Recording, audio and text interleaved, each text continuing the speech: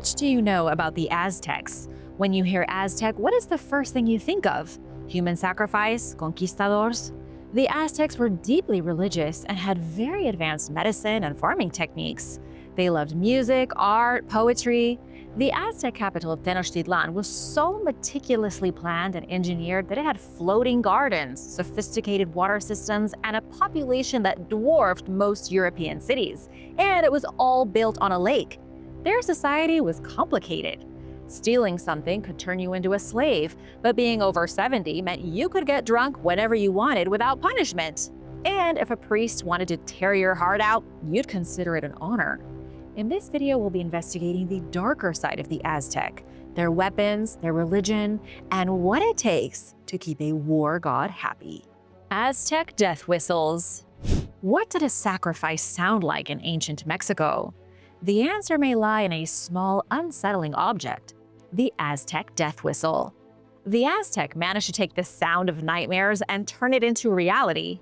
Imagine you just unearth a small clay object from an ancient burial site. It's a flute, but when you blow into it, it doesn't play a melody. Instead, it screams, and its purpose is far more chilling than any ghost story you've ever heard. These whistles are often shaped like a human skull, or sometimes an owl with its eyes looking into your very soul. They are small, sometimes just a few inches long. They were roughly shaped from clay and were often buried beside sacrificial victims.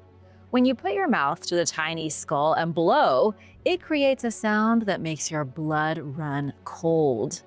These tiny skull-like objects may look like musical instruments, but what you get is the stuff of nightmares. It's a piercing shriek, a high-pitched wail that sounds eerily like a human scream, or maybe hundreds of them all at once. Some say it's like the wind itself crying out in agony. In 1999, researchers were investigating a temple dedicated to Tecoaque, the Aztec god of wind. Underground, they found the skeleton of a young man, about 20 years old, who had clearly been sacrificed. And what was clutched in his hands? Not one, but two of these skull-shaped whistles. Think about that for a second. Why would a person being offered up to the gods be holding these noisemakers? It didn't just produce sound, it unleashed panic. That's where things get interesting and a little unsettling. The most logical explanation, the one that makes your blood run just a little bit colder, is that these whistles were used in rituals. Think about the sounds of sacrifice, the transition from life to death. Could these shrieking whistles have been meant to represent the screams of the dying? Or perhaps, given their association with the wind god, were they meant to guide the soul on its journey to the afterlife? Maybe they were the sound of the wind carrying the last breath away. There's another theory that the Aztec used this whistle on the battlefield to scare their enemies. Imagine you're a warrior facing the might of the Aztec army. You hear the drums, the conch shells blasting, the usual sounds of war. But then, cutting through the din comes this sound. Not just one, but hundreds, maybe thousands of these high-pitched screams, wails that sound like pure terror. The idea is that the Aztecs used these whistles for psychological warfare, to break the will of their opponents before a single arrow was even loosed. Can you imagine the sheer dread that sound would inspire? It's enough to make the hairs on the back of your neck stand up just thinking about it. But here's where it gets a little murky. While we have archaeological evidence linking the whistles to rituals, the direct proof of their use in warfare is more speculative. The Spanish conquistadors wrote about the sounds of Aztec battles, but they never specifically mentioned the death whistles. In any case, death whistles were designed to terrify. Found buried alongside human remains, often in temples or ceremonial graves, death whistles appear to have played a central role in rites associated with death and the afterlife. Scholars have suggested several mythological links. Some believe the sound represented the cold, slicing winds of Mictlan, the Aztec underworld. Others connect it to Tecoaque, the god of wind, who in one myth created humans from the bones of the dead.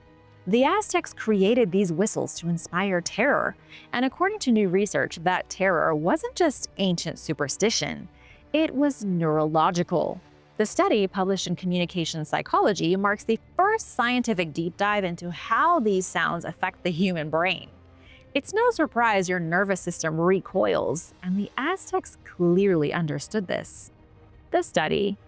Imagine the sound of a human scream if it came from something that wasn't quite human. The whistle works by forcing air through channels that make it collide internally, producing a shrill, piercing noise that mimics a wail or a shriek. It's high-pitched, chaotic, and almost impossible to ignore. When modern researchers from the University of Zurich played recordings of these sounds for volunteers, the results were immediate and deeply visceral. Brain scans showed a heightened activity in the auditory cortex, the part of the brain responsible for processing sound. And there was increased activity in higher-order brain regions that deal with symbolism, emotion, and interpretation. In other words, your brain doesn't just hear a sound, it starts making up stories to explain it. And when it hears the death whistle, your brain freaks out. Participants in the study didn't mince words. They called the sound terrifying, unnatural, and emotionally jarring. Why? Because it defies categorization. It doesn't fit neatly into the boxes the brain uses to sort out birdsong from blaring traffic. It's part nature, part machine, part ghost, an unsettling hybrid that throws the mind into high alert. Researchers explain that this ambiguity is exactly what gives the whistle its power. It mimics the emotional impact of other disturbing sounds we instinctively react to, like screams, sirens, or even malfunctioning machines. Your brain doesn't understand it, but it knows it should be afraid. If someone blew a death whistle to wake you up in the morning, you might literally drop dead from the sudden panic. Fear as a tool. The study's authors argue that these whistles were precision tools crafted to manipulate human emotion. Whether through ritual or warfare, the Aztecs understood something that modern psychologists are only now quantifying: that sound can be used to command fear, reverence, and even submission. By mapping the brain's response to these eerie instruments, researchers have given us deep insight into the world of the Aztec. They've offered us clues into how sound shaped the culture, belief, and human experience in ancient Mesoamerica. 500 years later, their terrifying efficacy remains, leaving modern scientists to marvel at how the Aztecs mastered the creation of the most unnerving sound on the planet. So, the next time you hear about the Aztec death whistle, don't just think of it as a quirky little artifact. Think about the rituals, the potential for psychological warfare, the sheer strangeness of a culture that would create something designed to sound like pure agony. And that sound brings the past to life. The horrifying Aztec Armory. Ever wondered what true terror looked like? You can never understand how terrifying the Aztecs were to their enemies until you know the weapons their warriors used to strike fear into everyone's heart. In the jungles and highlands of 14th century Mexico, while Europeans were busy arguing about whose pantaloons were puffier, the Aztecs were assembling one of the most terrifying arsenals in the pre-modern world. No, they didn't have steel or cavalry charges. Don't forget that there were no horses in North America prior to the arrival of the Spanish. What the Aztec had were weapons made of stone, wood, and sometimes bone. They had to get creative. And considering how vicious the Aztec warriors were, their creativity was kind of horrifying. Between the years 1300 and 1521, the Aztecs transformed obsidian, black volcanic glass, into surgical-grade instruments of death. Despite lacking iron and never even inventing the wheel, the Aztecs engineered a suite of weapons that terrified even the armored conquistadors who eventually brought their empire down. Aztec weapons were tools of war, representations of gods, and symbols of power. The black glass of the gods. For the Aztec civilization, a material more valuable than gold was all around them: obsidian. Obsidian was the Aztecs' go-to material for making weapons of war. After all, they were surrounded by the stuff. Obsidian is found in abundance around Mexico's volcanoes, and there are a lot. The Aztecs recognized this and learned to use obsidian for everything since it was so readily available. This razor-sharp glass was used for surgery, sacrificial ceremonies, and fighting. They even had a god, Tezcatlipoca, who was deeply connected to obsidian. His very name translates to smoking mirror, a direct reference to the polished obsidian mirrors he was said to use to peer into the hearts of men. Tezcatlipoca was also credited with inventing human sacrifice, a gory ritual where obsidian blades were essential. This deadly material wasn't just for the living, it was part of the Aztec afterlife as well. Their underworld, Mictlan, had 3 levels said to be made of pure obsidian. The dead were forced to endure a harrowing journey, including walking barefoot across a landscape of razor-sharp obsidian shards. Obsidian's brutal effectiveness was no myth. It can be flaked into an edge sharper than modern surgical steel, making it perfect for everything from precise medical procedures to battlefield dominance. The Aztecs used it for everything that needed a sharp edge: arrowheads, knives, spear tips, and the iconic macuahuitl, a wooden club embedded with deadly obsidian blades. Obsidian was more than just a tool. It was a reflection of the Aztec worldview, a material of incredible beauty and brutal function, central to their daily lives and their god's will. The Aztec dart launcher. Let's take a look at the atlatl. This was a weapon of divine and deadly power. The atlatl wasn't just a weapon. It was a devastating piece of technology that gave the Aztecs a significant advantage on the battlefield. It was part javelin launcher, part nightmare. This 2-foot weapon worked like an extension of a warrior's arm on steroids. It gave darts 60% more thrust than a hand-thrown spear and launched them farther than most baseball fields. A skilled warrior using the atlatl could fling a spear a staggering 180 to 240 feet with deadly results. The real terror of the atlatl, however, was not just its range, but its projectile. These darts were tipped with barbed obsidian points. Unlike a smooth arrowhead, these barbs were designed to snag and tear flesh. Getting hit by one was a nightmare. The Spanish soldiers who faced them quickly learned that pulling the dart out was a terrible mistake. The barbs would tear through tissue, causing horrific wounds that were nearly impossible to clean. The only way to remove them was to cut them out, making a painful and bloody injury even worse. The atlatl was also sacred. The weapon was believed to have divine origins, supposedly handed down to the Aztec people by Opochtli, the god of hunting and fishing. It's like if Thor's hammer could impale people at long range and Thor handed out a bunch of copies to the Vikings. This made the atlatl more than just a tool for killing. It was a sacred object, a symbol of divine favor and the Aztecs' martial prowess. The bow and arrow, Aztec style. When you think of a bow and arrow, you probably picture a simple, small weapon. We've all seen bows and arrows in movies, TV, games. They're a standard bent piece of wood with a single string and usually aren't very big.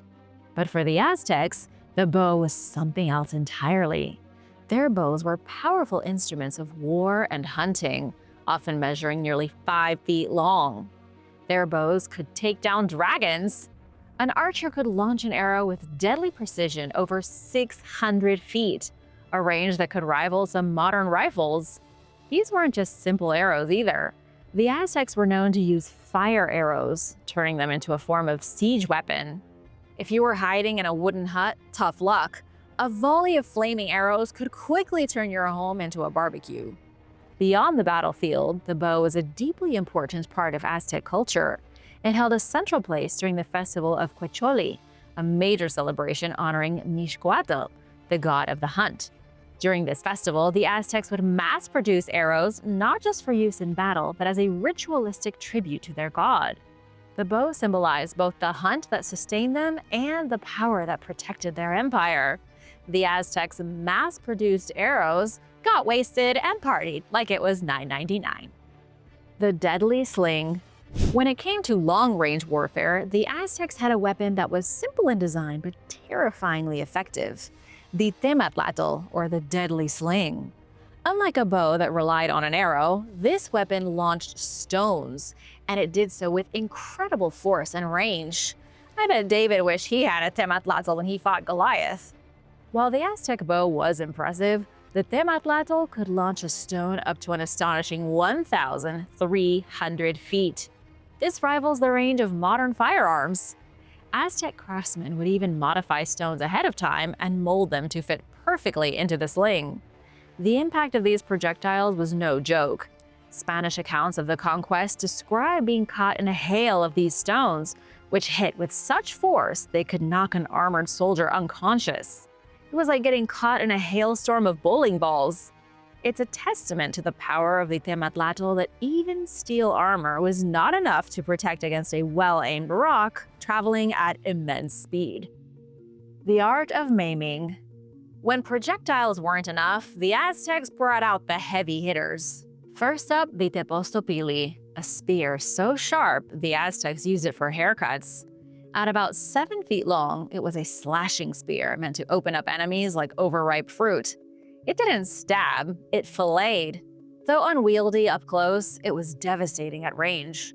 One Spanish soldier reported it pierced his armor, missed his heart by an inch, and was only stopped by the cotton padding underneath. Lucky guy, this Spanish soldier. Then came the clubs. Some with obsidian blades featuring a wooden death ball at the end. Others had a bonus spike jutting out sideways to cause massive damage. But none of these even came close to the Aztecs' most infamous weapon, the one you've probably been waiting for. This is the horse-decapitating broadsword known as the macuahuitl. The Aztec Death Club. The macuahuitl was a wooden bat lined with obsidian razors. Some people wrap their baseball bats in barbed wire, some drive nails through them, but the Aztec lined their bats with huge obsidian razor blades, each blade big enough to cut off your whole head. It looked like a cricket bat from hell, and the damage it did was ungodly. Spanish soldiers described it as a dreadful broadsword. It could allegedly cut the head off a horse in a single swing. Don't believe it? Multiple conquistadors swore they saw it happen. Pedro de Moron's horse had its head half detached. Cristobal de Olid's mount was killed with a single blow to the throat. Francisco de Aguilar, bless his traumatized soul, said just hearing the macuahuitl slicing through the air was enough to make men faint. This weapon was so brutal, it gave soldiers panic attacks in the middle of battle. Modern tests by Aztec historian Marco Obregón and researcher Rafael Garduño tried to recreate the weapon's glory, and they confirmed its absolute barbarity. Their test showed that the obsidian blades didn't cleanly cut through bone like butter. Instead, they maimed and mangled. The wounds left by one swing of the macuahuitl were savage. It left massive jagged wounds filled with bits of broken glass shards. Forget salt in the wound. The Aztecs made sure your wounds were full of glass, which is not exactly great for healing. The weapon also tended to smash bones, mangle limbs, and leave its victims traumatized. So, what do you think? Which weapon would you like to have in battle? And now for a quick break because it's time for a shout out. I want to give a big thank you to Jet Sarmiento from Manila and Suzanne from Sweden for supporting this channel. I love hearing where all of you are from. It's incredible seeing people watch from all over the world. Be sure to hit that subscribe button and let me know where you're watching from in the comments. The Horrors of Tecoaque. Of all the ancient civilizations, it's hard to find anyone who loved, cherished, and practiced violence more than the Aztec. And when the Spanish arrived and started taking over their lands, things got bloody. Well, bloodier. I mean, I guess the term is relative. In 1520, central Mexico, everything was going to hell in a handbasket, as your grandfather would say. The Spanish conquest was in full bloody swing. Hernán Cortés was running around with a sword in one hand and delusions of a new empire in the other. And somewhere in the highlands of Tlaxcala, a quiet little town called Tecoaque was about to see some very intense action. In the Nahuatl language of Mexica, Tecoaque means the place where they ate them. And ironically, that's exactly what the Aztec did to the Spanish here. They resisted the invaders with extreme prejudice and violence. They resisted, they captured, they sacrificed, and they sometimes cannibalized conquistadors. Then the Spanish came back, and the revenge was biblical. The Aztecs may have been warmongering, violence-worshipping, death-loving maniacs, but the Spanish were the Spanish. You don't launch an inquisition by turning the other cheek. This is a gruesome side story from the Spanish conquest of Mexico that few people know, so you're welcome for all of the nightmares tonight. The convoy. The trouble began when a convoy of Spaniards, women, children, and allies rolled into Tecoaque. They were part of a second expedition sent from Cuba of roughly 15 Spanish men, 50 women, 10 children, 45 foot soldiers, including Afro-Cubans and indigenous men, and about 350 indigenous allies. They were hauling supplies and loot to the Aztec capital, while the big cheese, Hernán Cortés, was busy putting out rebel uprisings in what is now Mexico City. It was extremely bad timing for the convoy. Tecoaque was not feeling friendly. The residents, who were partly Aztec and partly Aztec allies, captured the entire convoy and locked them up in doorless cells. They were fed, they were kept alive, but slowly, over 6 months, they were taken out, ritually sacrificed, and in many cases, eaten. Yes, my friends, eaten. Hopefully not while still alive, but they were definitely consumed. And I've got proof to back it up. Eating the prisoners. Archaeologists have found bones of men, women, and children bearing the telltale cut marks of butchery, evidence of flesh stripped from the bone. One poor man was burned and dismembered in a manner that mimicked the Aztec myth of the fifth sun, a creation story in which the gods were torn apart to remake the world. And it gets even darker.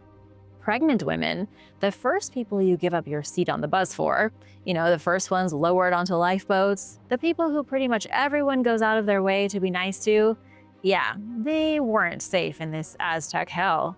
Pregnant women were sacrificed, and their heads were strung on skull racks called zompantli. In Mesoamerican culture, pregnancy made women warriors in the eyes of the Aztec, and that made them eligible for sacrifice. One skeleton found in the ruins of the city belonged to a woman who was cut in half. Obviously, it's hard for us to understand all of this through our cultural lens, but this is pretty horrific. Surprisingly, the Aztecs had a particular aversion to one animal the Spanish brought: pigs. In the city of Tecoaque, the Aztecs ate horses like they were going out of style, but they refused to eat pigs. Why? When they captured the convoy, they captured a bunch of pigs brought to Mexico by the Spanish. Here's a little nugget of history I think you'll appreciate. The Aztecs did not eat pigs because pigs were introduced alongside horses by the Spanish. The Maya didn't eat pigs either because there were none. Sure, there were small peccaries in Mexico's jungles, which are sort of like pigs, but in Mesoamerica, there were no domesticated animals except for dogs and maybe some turkeys. The Aztec mostly ate veggies. Believe it or not, one of the world's most brutal ancient civilizations was vegan most of the time, when they weren't cannibals, of course. So the pigs weren't eaten. It's not that the Aztec had a soft spot for them, but that they just didn't really trust them. If you've never seen a pig before, you probably wouldn't trust all that squealing either. Word reaches Cortés. Eventually, word of the convoy bloodbath reached Hernán Cortés. He reacted with fury. His men, his allies, they'd been eaten by monstrous cannibals. For Cortés, this was humiliation, sacrilege, and demanded vengeance. He sent his man, Gonzalo de Sandoval, to raze the Aztec city of Tecoaque to the ground. The Aztec learned of the plan and tried to cover their tracks, albeit not very well. They tossed away the bones of the Spanish they'd eaten into shallow wells like toddlers shoving broken lamps under the couch. They couldn't run, but they could at least try to deny that they'd eaten the invaders. Alas, nothing could have saved them. When Sandoval rolled in, the real massacre began. Bloody revenge. What archaeologists from Mexico's National Institute of Anthropology and History have uncovered is pretty haunting. Along the main road of Tecoaque, scientists discovered the remains of 12 women and 10 children. The skeletons of the women were posed as if they were shielding the bones of the children, who were aged around 5 to 6. The women's skulls and arms were turned in such a way it appears they were cradling the children at their time of death. Now that is tragic, but it's about to get worse. Inside the houses, scientists found more skeletons. Women and children were hacked to pieces. Bones were crushed, temples were burned, and statues were decapitated. There was no mercy. No prisoners were taken. This was scorched earth vengeance at its most primal. The invaders made sure that Tecoaque would never forget the price of resistance. Everyone was killed, and the city was burned to the ground. History bites back. The events at Tecoaque sound terrifying, and they were, but the Aztecs and their friends weren't passive victims. To the residents of Tecoaque, capturing Spaniards and sacrificing them was more than retaliation. It was a way to reclaim power, show devotion to their gods, and symbolically reverse the conquest. It sounds primeval to us, but to the Aztec, they were just struggling to keep their way of life. While to Cortés and his men, it was an unforgivable indignity, one that had to be answered with total destruction. Both sides turned to ritualized violence, the kind that sends shivers down your spine even 5 centuries later. But when it comes to who was wrong, who was worse, and who's to blame, I don't think you can put the blame on anyone. The Spanish were invaders. The Aztec were defending their homeland. The best part of this story is that all the information I've given you comes from years of hard archaeology. Excavations at Tecoaque continue to uncover the shattered remnants of the lives of these people, their temples, and the violence of their ending. The religion of the Aztecs. The Aztecs didn't just worship their gods, they fed them. Welcome to a first-class tour into the Aztec belief system. I'm not just going to name drop a few gods. Watch out though, you may want to convert, if you dare. Aztec religion wasn't a peaceful meditation on life's mysteries, as you probably know by now. If you're into the chill, quiet harmonization of Buddhism, this is not the religion for you. It was a cosmic balancing act performed with knives, blood, and ceremony. For the Aztecs, the universe was a dangerous, unstable machine barely held together by divine sacrifice. To keep it running, they had to do their part by feeding the machine. This meant they had to offer human hearts, stage sacred wars, light ceremonial fires, and maintain the rhythms of a fragile cosmos where even the sun could fall. Yes, Aztec religion was violent, but it was also vast, beautiful, cyclical, and philosophical. Theirs was a faith built to explain and survive a world full of chaos. Remember, they were surrounded by volcanoes. The inheritance of the gods. Aztec religion wasn't cooked up by one guy who claimed to be the son of the great feathered serpent. Rather, it was the latest chapter in a 3,000-year-old Mesoamerican tradition, one that borrowed gods, rituals, and cosmologies from earlier civilizations like the Olmecs, Zapotecs, Teotihuacanos, Mixtecs, and Toltecs. Take Quetzalcoatl, for example, the feathered serpent. By the time the Aztecs started building temples to him, he had already been worshipped for over a millennium. So when we talk about Aztec religion, we're really talking about a shared spiritual universe that stretches across time, tribes, and territory. It was an interconnected web of stories and gods rewritten and reinterpreted across generations. Think of it like a vast comic book universe where the characters are always changing, being recast, renamed, and featured in new story arcs. The Aztecs inherited a world of gods. The Pantheon. The Aztecs were polytheistic, and their gods were everywhere, attached to the wind, the rain, the sun, the underworld, the maize fields, obsidian knives, and war banners. Scholars usually group Aztec deities into 3 rough categories. First are the cosmic creator gods. These were the gods who ran the universe, kept time moving, and stood at the heart of philosophical and spiritual thought. Among the cosmic deities was the god of fire and seasons. He represented the regenerative cycles of nature. He was ancient, with roots going back to Cuicuilco, one of Mesoamerica's earliest ceremonial centers. Then there was Tezcatlipoca, god of the night, sorcery, and justice. A terrifying, shape-shifting enforcer of balance, he embodied raw nature and moral authority. Aztec kings had to perform rituals in front of his image to justify their rule. The third big cosmic god was Quetzalcoatl, the feathered serpent. He was the god of knowledge, creativity, and compassion. He was humanity's advocate, believed to have rescued human bones from the underworld to recreate life itself. Next up are the gods of agriculture, water, and fertility. Without these, there's no life at all. The big cheese in this category is Tlaloc, the rain god. He was vital for survival, but was also terrifying. He brought rain, but also storms, floods, and disease. He was often depicted with googly eyes and fangs. Then there were gods of war and sacrifice, of which Huitzilopochtli was the ringleader. He was the patron god of the Mexica people and the god of war and the sun. He demanded blood to keep the sun moving through the sky. The Aztecs didn't sacrifice people just for sport. They did it because in their religion, they truly believed that if there was no blood for the blood god, the sun would stop moving and the earth would end. For them, sacrifice was life. It literally kept the sun in the sky. 3 realms and 13 heavens. How many heavens does your afterlife have? Oh, just the one? The Aztec had 13. The Aztecs saw the universe as a layered structure made up of 3 worlds.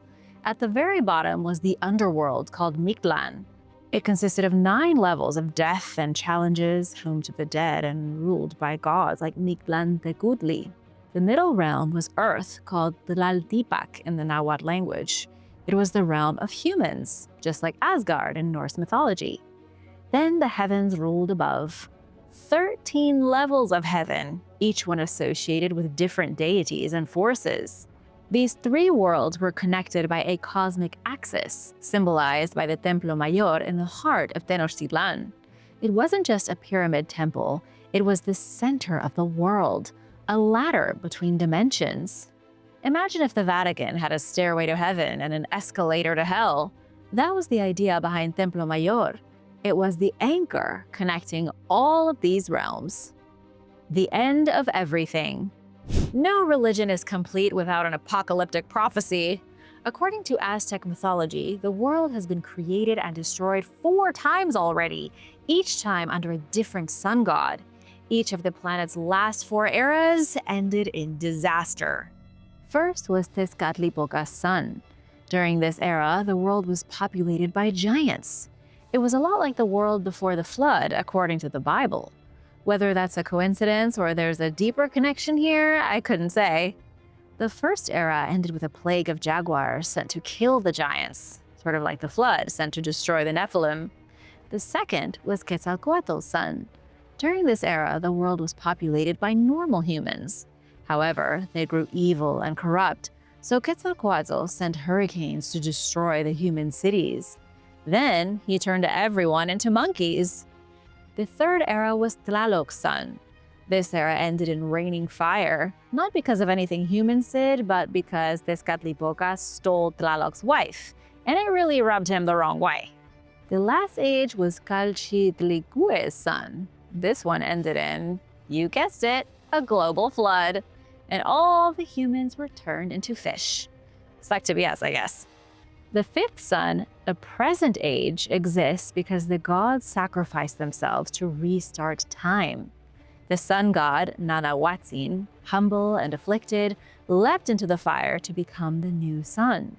The world we live in today runs on the momentum of that divine self-sacrifice. But nothing was guaranteed in the world of the Aztec. They believed the sun could stop at any moment if it wasn't fed with blood, and so began humanity's lifelong debt and the Aztec obsession with sacrifice. Prepare to meet the blood gods. Aztec human sacrifice. To the Aztecs, sacrifice wasn't cruelty, it was gratitude. That's the way the Aztecs saw their brutal, bloody, and violent sacrifices. They believed the gods had given their blood to build the world. Now it was humanity's turn to pay it forward. The most sacred payment was the human heart, freshly removed and still beating. Warriors who died in battle or were captured in ritual combat were considered honored gifts to the gods. In return for their sacrifice, the gods kept the sun rising, the rains falling, and the earth bearing crops. This wasn't random violence, it was cosmic maintenance. The Aztec never saw themselves as the villains. They didn't think themselves cruel or unusual or overtly mean. They just thought they were doing their duty by keeping the universe functioning.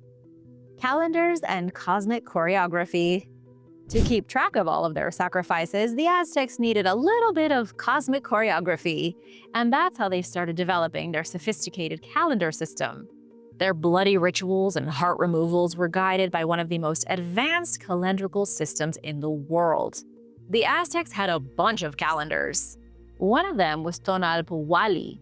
This was the 260-day ritual calendar structured around 20-day cycles.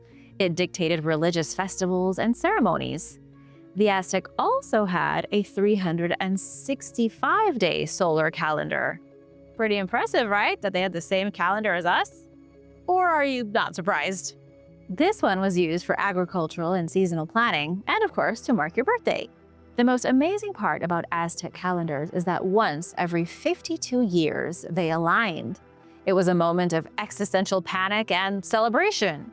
Fires across the empire were extinguished so that everything was dark. Then a sacrificial prisoner's heart was offered to rekindle the sacred flame.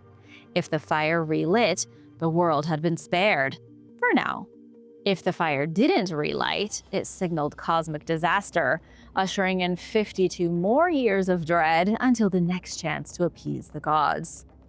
The temples and their altars.